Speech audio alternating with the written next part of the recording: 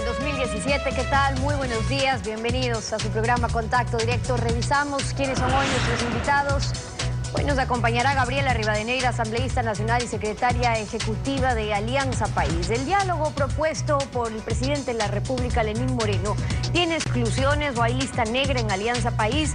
Hablamos sobre la reactivación de la fiscalización y el control político con la censura al contralor Carlos Polit. ¿Es el comienzo de esta lucha anticorrupción o solo una cortina de humo a la lista de sobornados por Odebrecht? Lo vamos a analizar.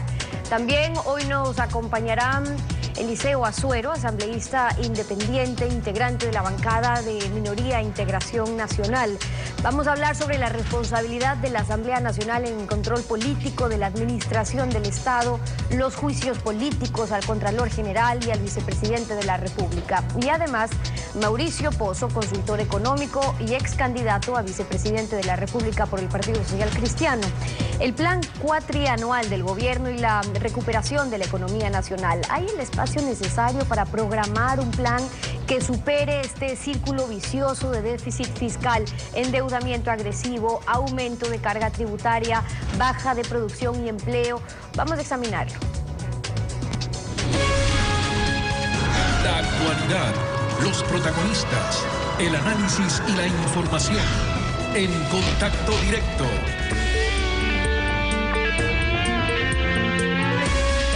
¿Qué tal, Alfredo? Buenos días, ¿cómo te va?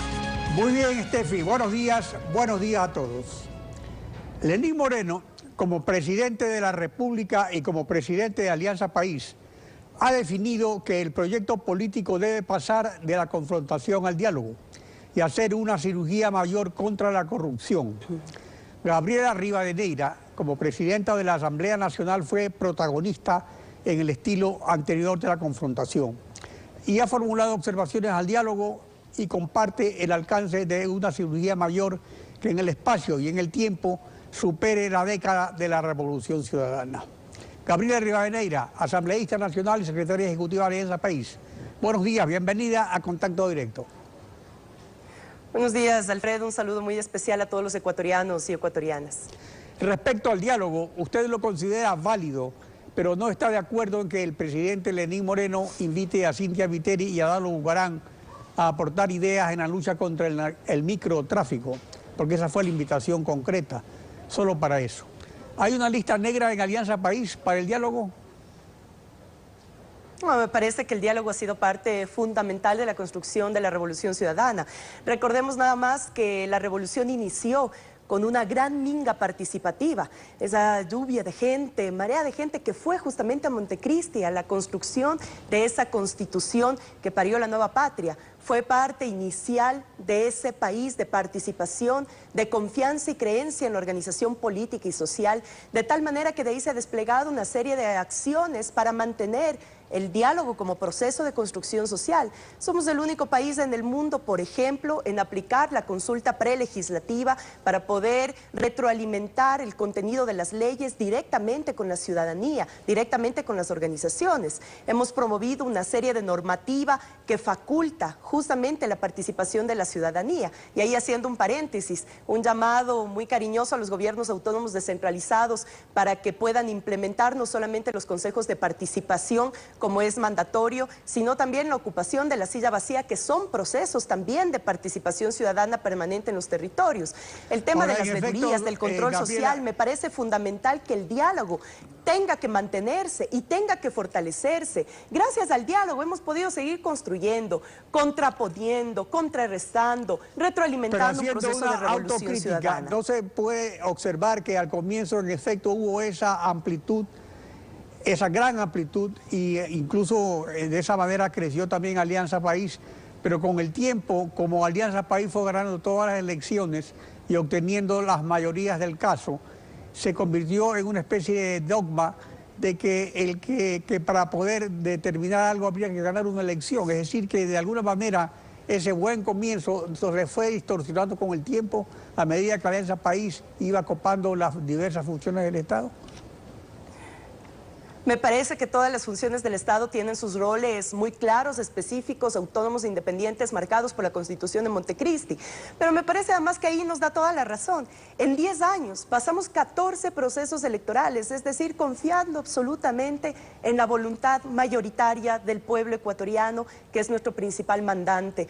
Y por eso es que ahora, en este nuevo momento del proceso político de la Revolución Ciudadana, que lo encabeza el compañero Lenín Moreno Garcés, uno de los temas fundamentales de la organización política de Alianza País y de los aliados es acompañar el cumplimiento de ese plan de gobierno que ganó en las urnas el pasado 2 de abril y que tiene la hoja de ruta absolutamente clara en el tema económico, productivo, social, cultural, en los temas que son sustanciales para el país, para la generación de empleo, que son parte de las preocupaciones Lenín Moreno de la gente. era vicepresidente de la primera etapa esa de amplio diálogo. Pero sin embargo es Lenín Moreno quien se refiere a que ha habido una etapa de confrontación que fue necesaria, incluso dice, pero que ahora se necesita otra etapa de diálogo. O sea que él está de alguna manera reconociendo que es necesario profundizar y ampliar ese diálogo. Entonces por eso es que llama la atención que como usted, como secretaria ejecutiva de Alianza País, se oponga a que en ese diálogo respecto puntualmente al asunto del microtráfico no se incluye, digamos, al Partido Social Cristiano y al partido rodocista, digamos, a los líderes Agdará Bucaram Puley. A mí me parece que siempre los mecanismos para la profundización del diálogo van a ser positivos en la construcción social. Primero, me parece que retomando el tema de la agenda política, nosotros tenemos una agenda que cumplir, un plan de gobierno que fue votado por la mayoría del pueblo ecuatoriano. Por supuesto, bienvenidas sean todos los aportes, todo lo que sirva para seguir construyendo y solventar temas que son absolutamente sensibles y que tienen que ser tratados con muchísima responsabilidad, como es el tema de la lucha contra el tráfico, el microtráfico, sobre todo para poder precautelar y cuidar a nuestros hijos, a nuestras hijas, a los adolescentes que están en las instituciones educativas altamente amenazadas por este mal llamado microtráfico, y que recordemos que el periodo anterior de la Asamblea aprobamos la Ley de Prevención de Drogas justamente, ratificando en primer lugar el tema de los consumidores como un tema de salud pública que no puede ser penalizado. En el Ecuador la misma Constitución no penaliza a los consumidores. Lo que dice es que el consumo, al ser un problema de salud pública, debe tener un tratamiento de rehabilitación garantizado por el Estado ecuatoriano. Y ahí me parece que tenemos un primer reto para la aplicación del gobierno. Pero ahí es un proyecto totalmente antagónico. El problema se presenta por la tabla de consumo mínimo, la cual ha estimulado el microtráfico. Es una realidad. No, Alfredo, me parece que esa es una visión con mucho respeto, sumamente equivocada de lo que significa la tabla. Nosotros queremos hacer en esto una concientización también con la ciudadanía, con la gente, para saber que la existencia de la tabla, además con los mínimos de portación, que es lo que dice, y está aplicado en los estándares nacionales como internacionales, sin esa tabla o eliminando esa tabla, lo que estaríamos haciendo es confundiendo consumidores con microtraficantes y poniendo en la cárcel, tras la reja, a muchísima gente que no necesita estar en la cárcel, sino tener un adecuado sistema de rehabilitación como política pública. Bueno, esa pero propuesta de la eliminación de la tabla es totalmente antagónica a la lucha contra el tráfico, microtráfico y hacia el tratamiento de los consumidores. Es que precisamente lo que propone el presidente es ajustar un diálogo sobre eso. Por eso llama la atención que usted, como secretaria ejecutiva del partido, diga que hay dos grupos políticos que no pueden participar en ese diálogo. No, me parece que eso fue una mala interpretación y parte de algunos titulares de algunos medios de comunicación, el sentido de que mi voz como secretaria ejecutiva del movimiento sea antagónica al llamado del diálogo. Nada más erróneo que eso. Hemos dicho que somos absolutamente partícipes de un proceso de diálogo que construya, no que confunda, no que manipule, no que sea antagónica a la que el pueblo ecuatoriano votó el 2 de abril. Respecto a la propuesta de investigar los contratos de Odebrecht desde que llegó al Ecuador en 1987 y no concentrarse solamente en los sobornos comprobados que pagó a altos funcionarios de la Revolución Ciudadana, cuyos nombres aún permanecen en el anonimato. Si anteriormente Odebrecht en 1990 puso la primera piedra del Febersborgismo con el proyecto del trasvase Daule-Peripa, ocurre que mientras usted fue presidenta de la Asamblea no se investigó esos 20 años previos de la partidocracia y Odebrecht se convirtió en el principal contratista de la Revolución Ciudadana en los sectores estratégicos. O sea, ¿por qué hubo esa inacción fiscalizadora de la Asamblea durante una década? Y no solo de la Asamblea, sino del Consejo de Participación Ciudadana, del Contralor, del Fiscal, etcétera. Bueno, cada una de las autoridades de control sabrá explicar su actuación. En la mía particular, en mi calidad de expresidenta de la Asamblea Nacional, además muy honrada de haberme convertido en la primera mujer presidenta del Legislativo en este país, decir que nuestra lucha contra la impunidad ha sido implacable desde el primer día que empezó el gobierno de Rafael Correa Delgado y de la Revolución Ciudadana, cuando instauramos una serie de normativa en contra del enriquecimiento ilícito, un código monetario y financiero y un código penal que tipifica como delito los delitos económicos y financieros. ¿Y qué más respaldo que el obtenido en el último proceso electoral, cuando el 55% de los votantes aprobó una consulta popular para luchar contra los paraísos fiscales, donde en esas guaridas fiscales es donde se han transferido la mayor parte de las coimas, y por lo que ha sido imposible para las autoridades de control identificar justamente esas transferencias ilícitas e ilegales que hicieron justamente las transnacionales a ciertos funcionarios públicos. Y nuestra lucha va a profundizarse. Lo que pasó la semana pasada, o este pasado domingo, perdón, en la Asamblea Nacional, fue justamente una censura al Contralor, al excontralor, por haber incumplido en sus funciones de control a los bienes y recursos del Estado generados desde el sector público.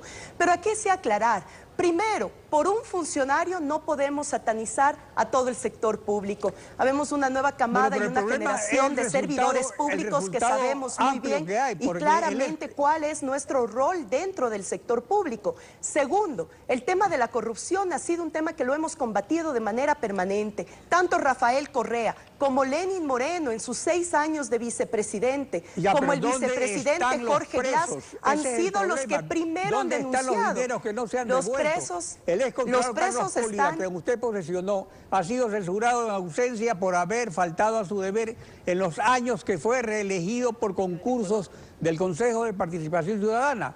Esta censura entonces alcanza también a toda la función de transparencia y control que fue incapaz de detectar las redes de corrupción de Petroecuador y Odebrecht. Funcionaron durante 10 años. O sea, ¿qué Alfredo, me parece que es absolutamente irresponsable con lo que se está mencionando. Me parece que en un proceso y en un país de derechos y bajo una normativa, todos tienen el derecho a la defensa hasta que no se compruebe lo contrario, y esos son los procesos de investigación tanto de la Asamblea Nacional como de la Fiscalía. Recordemos que ya en febrero del 2015 empezó toda una jornada de trabajo sobre el tema de la investigación de los paraísos fiscales. Fue la Comisión de Justicia que emitió un informe completo con la identificación de más de 60 funcionarios públicos involucrados en paraísos fiscales que fueron trasladados a los organismos de control. Y por ese traslado, los organismos de control fueron los que fueron también convocados por la Comisión de Fiscalización de la Asamblea. Gabriela, por otro lado, ¿dónde están los presos, Alfredo? Los presos están en la cárcel. Los presos están en la cárcel, denunciados por la Revolución Ciudadana, denunciados por Jorge Glass, que fue uno de los primeros que identificó justamente los temas de Petroecuador, y gracias a eso, Alex Bravo, Alexei Mosquera, el prófugo Carlos Pareja Yanuseli, como Copaco, que además, recordemos, histórico líder de los social cristianos, se encuentran fugados del país. Aquí estamos, a diferencia de otros que han escapado de dar explicaciones, no solo a la justicia, sino a su pueblo. Están justamente desde Miami o desde otros puntos del mundo siendo cómplices de una derecha y unos medios de comunicación manipuladores. Aquí estamos dando la clara y con nuestra lucha permanente contra la impunidad. Diligencia. O sea, la Comisión de Fiscalización se ha llamado Comisión de Archivo. El Capaya fugó porque lo iban a formular cargos en 3 semanas, o sea, le avisaron para que se vaya. O sea, eso es lo que pasa, ese es el problema. Hay una selectividad en encontrar culpables, en encontrar chivos expiatorios y desviar la atención. Entonces lo que se ve es un problema sistémico. Entonces una cirugía mayor contra la corrupción como la que propone Lenín Moreno necesita reformas legales, o las leyes son suficientes, o necesita una renovación total de la función de transparencia y control social? Insisto, Alfredo, hemos en 10 años fortalecido la legislación, una constitución que garantiza derechos y la lucha contra la impunidad, la lucha contra la corrupción, la revolución de la ética, como uno de los principales fundamentos de la construcción de una nueva matriz cultural, de una nueva actuación desde lo público y desde lo político. Pero y en ese sentido nuestra lucha va a seguir siendo implacable. Lamentablemente. Pero Alfredo, me parece que usted está bastante sesgado frente a la información. Me parece que los hechos que lo he nombrado el día de hoy y que han sido demostrados ante los medios de comunicación con absoluta transparencia, las denuncias permanentes que lo ha hecho nuestras autoridades en este gobierno, nunca antes en la historia del país se lo habían realizado, que un presidente, un vicepresidente usted parece que no conoce la historia del país, Gabriela. En la época de la partidocracia entonces, había mucha corrupción, pero como dígame qué presidente ha denunciado actos de corrupción. Así que no es así como usted dice. No, Alfredo, discúlpeme. Deme un solo nombre de un presidente o un vicepresidente en la historia de nuestro país que haya denunciado a sus propios funcionarios por actos de corrupción. Febres Cordero, por ejemplo, Javier Neira, cuando fue ministro de Industria, o sea...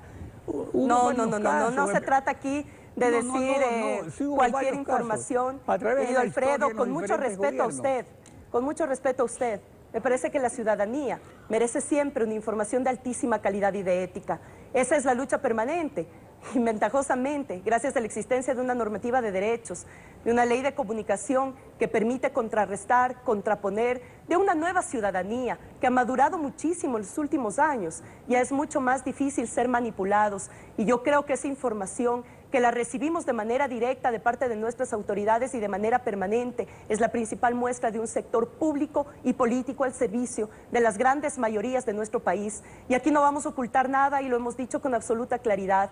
Investigar a todos se está y en todo, la lista no de solamente en los últimos años. Así que me puede decir, Alfredo, ¿cuál es la lista? Nosotros lo hemos dicho.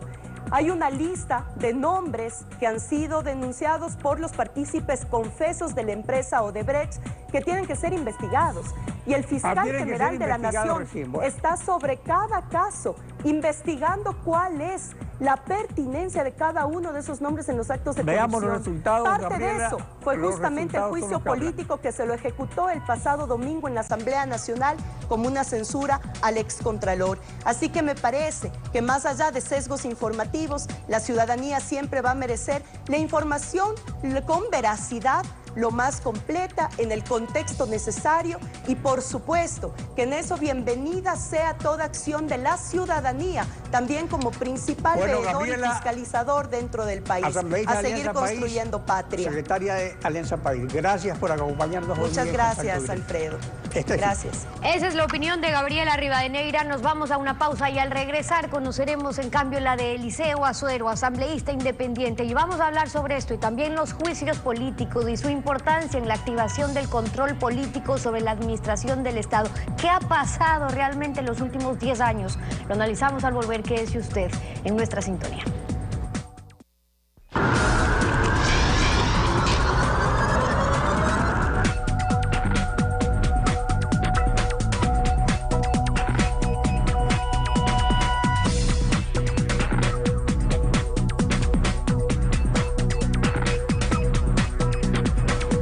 Eliseo Azuero, asambleísta independiente, integrante de la bancada de Integración Nacional. Bienvenido a Contacto Directo.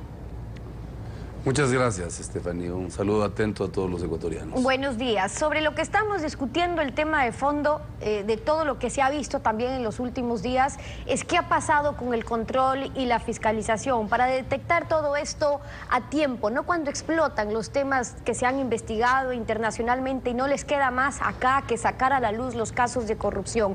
Saber entonces dónde hay que hacer esa cirugía urgente, que es lo que tanto ha ofrecido el gobierno actual de Lenín Moreno. ¿O es que en verdad, asambleísta, los tiempos han cambiado y resulta que en 10 años pues no prosperó ningún juicio político a un ministro de gobierno porque no se han dado casos de corrupción? Casos de corrupción existen por montones. El tema es de que el rol de la Asamblea de fiscalizar no se cumplió a cabalidad. Esta acumulación de poder en un solo partido político y en una sola persona ha provocado estos actos de corrupción que en este momento tienen a todos los ecuatorianos escandalizados. Mire usted, es absolutamente claro lo que en la comparecencia o en el documento que presenta el señor excontralor de la Nación en su defensa, sostiene, por ejemplo, que el Ecuador está inundado de corrupción y que este acto de fiscalización única y exclusivamente lo que pretende es un trofeo para acallar todo este proceso que se tiene que derivar posteriormente al investigar estos hechos de corrupción que, como digo, han escandalizado a los ecuatorianos. No es la justicia ecuatoriana, no es precisamente el Congreso Nacional el que ha develado estos actos de corrupción y esta trama de corrupción. Ha sido el gobierno de Brasil, ha sido el gobierno de los Estados Unidos y se inició todo esto con la develación de los Panama Papers. Es decir, si hay una gran mentira que los ecuatorianos en este momento no están dispuestos a tragársela. Bueno, en relación a esto, un propio asambleísta actual de Alianza País, Augusto Espinosa, se refería a esos temas. ¿Por qué se conocen hoy ciertos casos de corrupción en referencia a lo que pasa ahora o lo que ocurría en el pasado? Escuchamos parte de eso. Es clarísimo. Si es que no se habrían filtrado los papeles de Panamá, si es que no habrían existido delaciones en el Brasil, si no habría pasado eso, probablemente estos actos de corrupción habrían permanecido desconocidos para el Ecuador, como sucedió durante décadas en el país. Más bien creo que hay que aprovechar este momento histórico, insisto, para corregir y que se investigue todo. ¿Usted cree que es así, un hecho asambleísta, que si no era por los papeles de Panamá o las delaciones de Odebrecht, aquí no se hubieran visto obligados a actuar o a acoger a unos cuantos involucrados en los casos de corrupción, como ocurría en el pasado, dice el asambleísta? El pasado está ya demasiado distante. Después de 10 años de acumulación de poder, de atropellos, de confrontación, no nos van a venir a enseñar de que el pasado era mejor que el presente. Yo creo que es exactamente a lo contrario. A confesión de parte, relevo de prueba. Es absolutamente claro que lo que acaba de sostener el asambleísta Espinosa contraviene muy claramente lo que ha dicho, respetuosamente lo digo, la anterior panelista.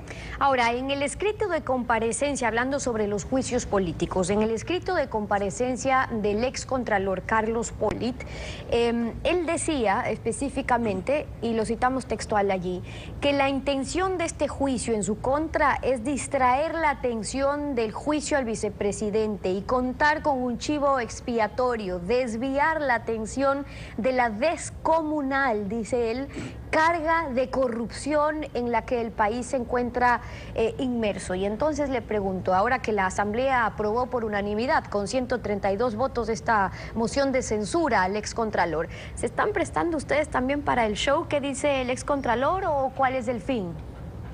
Nosotros somos minoría en el Congreso todavía. Más sin embargo, los 16 millones de ecuatorianos, por lo menos más del 50%, está expectante del nuevo rol de la Asamblea. Ese rol fiscalizador que lo hemos recuperado, con tenacidad, con determinación.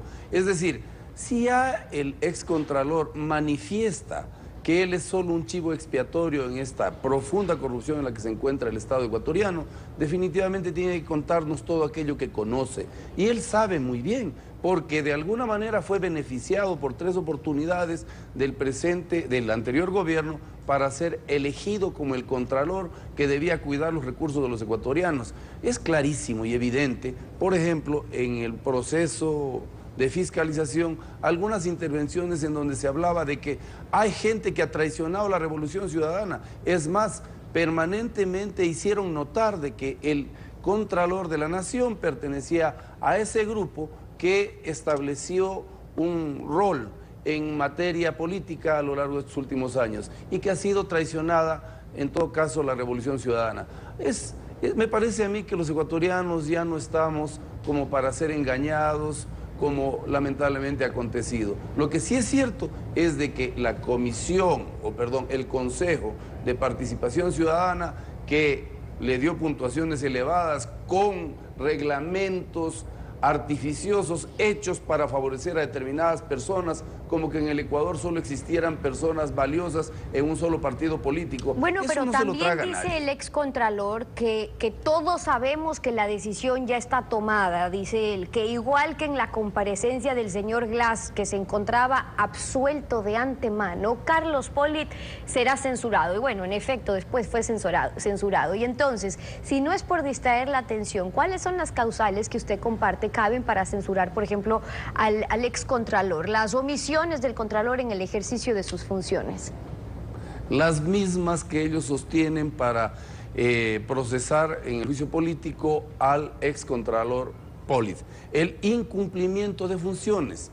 El artículo 233 de la Constitución vigente dice que ningún funcionario está exento de responsabilidades cuando se le ha encargado el rol de controlar, organizar y manejar algún espacio de poder con recursos del Estado ecuatoriano.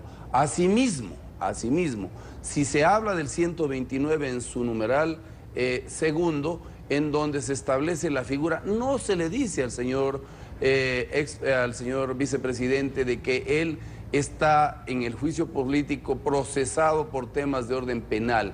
Es precisamente la responsabilidad política de administrar unos recursos y un sector estratégico que le fue delegado por el presidente de la República. Pero entonces hay que ir a lo de fondo, le pregunto, asambleísta, brevemente para terminar. ¿Es toda la función de transparencia entonces que necesita un cambio? Porque han cuestionado ustedes el Consejo de Participación Ciudadana, que fue quien eligió, ustedes también votaron, usted en el 2007 votó a favor de la terna en la que ponía al Contralor, pero en los últimos años fue el Consejo de Participación quien eligió y posesionó esta asamblea con mayoría de Alianza País al Contralor. ¿Qué pasa con todo el ejercicio de la función de transparencia, el Consejo de Participación, sobre esta cirugía mayor de la cual finalmente hay que hablar? El Consejo de Participación está secuestrado por gente que pertenece a un solo partido político. Es más, como ustedes podrán evidenciar, existen personas vinculadas familiarmente como vocales del Consejo de Participación Ciudadana a algunos asambleístas y algunas personalidades de Alianza País. Respecto de lo que inicialmente manifestó usted, en efecto, con sujeción a la Constitución del año 98, el Congreso debía establecer una terna para que no sea el Ejecutivo el que coloque a cuidar los dineros de los ecuatorianos como ahora acontece, cambiando, invirtiendo las cosas. Y no fui yo el que escogió al señor Polit, fue el señor Correa, y hay que preguntarle qué tipo de compromisos existieron, porque luego nos tenemos que acordar que hubieron los votos para aprobar la famosa consulta popular que hoy trajo como consecuencia este Ecuador que hoy tenemos. Eliseo Azuero es asambleísta independiente, hoy en Contacto Directo. Gracias por habernos acompañado. Muy amable usted. A usted. 7:32, una pausa y al regresar en nuestros estudios, Mauricio Pozo, consultor económico y ex candidato a vicepresidente de la República. Quédese en nuestra sintonía. Luego de 2 años de manejo económico, que el presidente anterior llamaba creativo, manteniendo la liquidez del Estado protagonista con endeudamiento agresivo, el presidente Lenín Moreno está próximo a presentar su proforma presupuestaria y el plan cuatrianual de su gobierno. Ha ofrecido escuchar a todos los sectores en el Consejo Consultivo, Productivo y Tributario. Mauricio Pozo, consultor económico y ex candidato a vicepresidente por el PSC. Buenos días, bienvenido a Contacto Directo. Sí, buenos días, Alfredo, un gusto estar aquí con ustedes. El nuevo gobierno, que no estaba premiado por ganar elecciones como el anterior, ni por la falta de tiempo, tiene la oportunidad de calibrar un programa económico que dé un giro a la situación, ¿o ya es demasiado tarde? Bueno, todavía estamos a tiempo. Las señales del presidente iniciales han sido adecuadas, han sido positivas. Ha dicho que va a sostener la dolarización, que no va a haber monedas paralelas, que hay que reducir el gasto público, es decir, ha ido con mensajes correctos, pero obviamente hay que ver las acciones. El país está esperando que ya se tomen decisiones. Creo que hay varias formas de abordar este tema, todavía creo que hay tiempo, pero también no creo que deban demorarse mucho, porque si se demoran mucho, el país no va a ver en el anterior gobierno el responsable del problema, sino le va a inculcar al actual gobierno cualquier situación que se vaya a presentar. Los grandes problemas de la economía están a la vista, no hay que descubrirlos. Sobre el rol del Estado en la economía y el déficit fiscal, revertir esta situación causaría que el nuevo gobierno sacrifique sus promesas de campaña como el plan Toda una Vida, o es posible que en un plan de ajuste económico, que en un programa diferente, entren proyectos como los que ofreció el presidente en su campaña? No hay una contradicción entre ordenar la economía y atender los programas sociales que el mismo presidente anunció en campaña. Aquí lo que se trata es ver cuál es la realidad actual. El país está afrontando todavía un proceso recesivo. El país tiene múltiples problemas porque no tiene ahorros, ha deteriorado su imagen internacional, ha perdido institucionalidad, entre otros problemas, y eso sí es reversible, pero se requiere que se tomen decisiones. Y esas decisiones van por el lado de emprender en un programa de ordenamiento fiscal gradual pero constante, precisamente para precautelar las promesas de campaña electoral en el ámbito social que hizo el presidente. El que el Estado tenga una participación del 40% del PIB en términos de gasto, eso es excesivo en cualquier parte del mundo. Tiene que armarse un programa para que eso se vaya reduciendo en el tiempo y alcance los niveles históricos que algún rato tuvo el país. Entre el 2000 y 2006 esa participación fue más o menos del 20%, estamos hablando ahora del 40%. El tema fiscal tiene un problema presupuestario también, están por enviar la proforma, ahí debería verse, por ejemplo, que no vaya a crecer el presupuesto en una distancia mayor a lo que se espera crezca la economía. Tendrían que congelar el gasto en varios rubros, tendría que plantear un esquema distinto para el tema de la deuda y para eso tiene que bajar el riesgo y buscar apoyo internacional. Pero esas son decisiones que tiene que abordar el gobierno, como digo, precisamente para precautelar el gasto social del presupuesto. Un programa económico del gobierno que cuente con el aval del Fondo Monetario Internacional y el respaldo de la banca multilateral de desarrollo se considera necesario en el contexto internacional para replantear la estructura de la deuda. Las experiencias con el FMI traen malos recuerdos al pueblo ecuatoriano. Usted, como ministro de Finanzas del presidente Lucio Gutiérrez, negoció el último acuerdo con el FMI en el 2003 al inicio de la dolarización. Las condiciones actuales de negociación con el Fondo Monetario han cambiado, y si han cambiado, ¿en qué sentido? Lo peor que uno puede hacer en la economía, Alfredo, es clonar las decisiones económicas. El país del 2003 es distinto al país del 2017. El 2003 el país tenía un crecimiento económico pequeño, pero lo tenía, pero una deuda en decrecimiento. Ahora estamos con una deuda en ascenso agresivo y un país en recesión. Entonces, no es correcto decir que porque en el pasado, por ejemplo, se tuvieron que hacer ajustes en combustibles, ahora se lo va a hacer. Eso ahora no es el tema. Ahora el tema es que hay que reordenar el manejo fiscal, reducir el tamaño del Estado y del gasto público y buscar fuentes de financiamiento más baratas. Y para eso, ¿qué se requiere hacer? Se requiere bajar el riesgo que se llama el riesgo país. ¿Y cómo se baja el riesgo país? Con un programa económico creíble, técnicamente hecho, pero con aval y con respaldo internacional. ¿Eso qué significa? Tener una suerte de vocero internacional que diga el programa del Ecuador sí tiene viabilidad. Esa, por ejemplo, es la única manera de acercarse donde los acreedores y decirles, señores, esta deuda cara yo necesito cambiar por deuda barata porque en esas condiciones no voy a poder cumplir. Y afuera le van a creer a uno siempre y cuando tenga ese respaldo. Esa es, de alguna manera, una de las ventajas de buscar un acuerdo internacional. Y la otra es que el financiamiento que se puede obtener, obviamente, es mucho más barato de lo que el país ha venido endeudándose, sea a través de emisión de bonos en el mercado de afuera o sea a través de operaciones de preventas petroleras, como es el caso de las operaciones con China. La dolarización tiene ventajas que el pueblo ecuatoriano conoce de sobra. Cambios al régimen tributario se han indicado como urgentes para aprovechar mejor la dolarización y mejorar la competitividad. ¿Qué cambio sugiere al régimen tributario?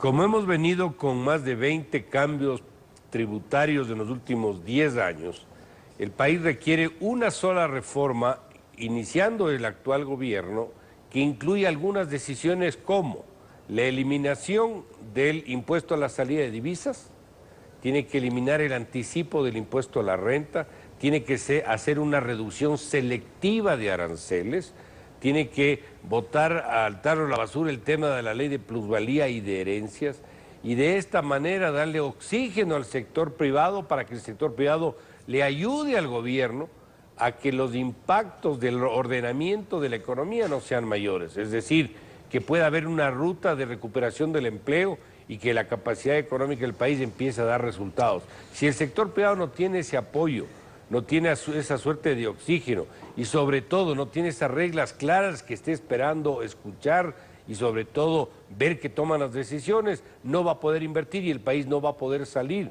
del proceso recesivo en que se encuentra. Mauricio Pozo, gracias por su participación en Contacto Directo. Muchas gracias. Y concluimos así esta emisión, como siempre agradeciéndoles a ustedes su confianza y sintonía. Y nos volvemos a encontrar mañana, Alfredo. Mañana continuamos, rayando la desinformación en Contacto Directo. Buenos días.